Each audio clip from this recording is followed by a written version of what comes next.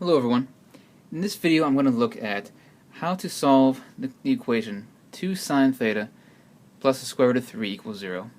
So I want to solve a trig equation, and in particular I'm looking at two things. One, that this time I have to isolate my sine expression, the whole sine of theta.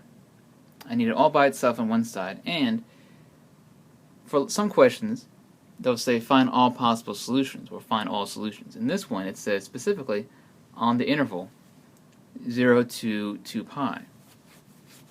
Those are going to affect how I work my problem. Because I want to solve for sine, in other words I want to get sine of theta all by itself, I'm going to treat it like it were an x. So for example, if I had 2x plus square root of 3 equals 0, I would solve by subtracting square root of 3. So I have 2x equals negative square root of 3, divide by 2, so x is negative square root of 3 over 2.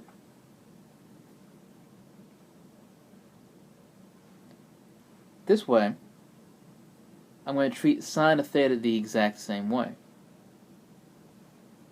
So if I eliminate this, now instead I'm going to say 2 sine of theta plus square root of 3 equals 0.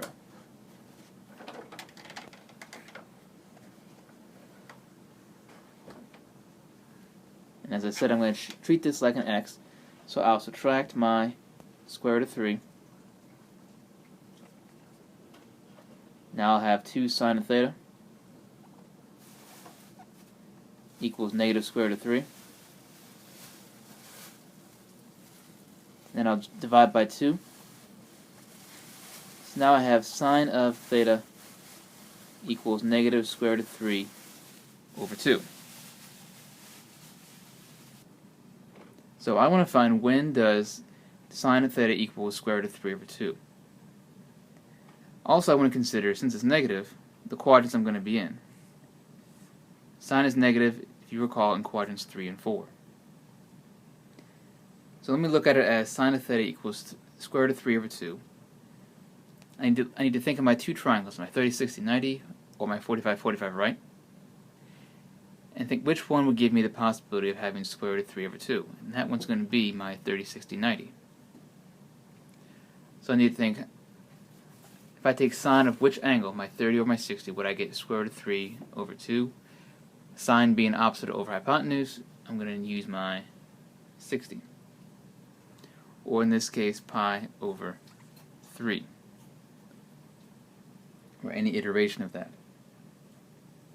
So I need to think pi over 3 in quadrants 4 and 3 amount to what angle measures. So using pi over 3 as a reference angle,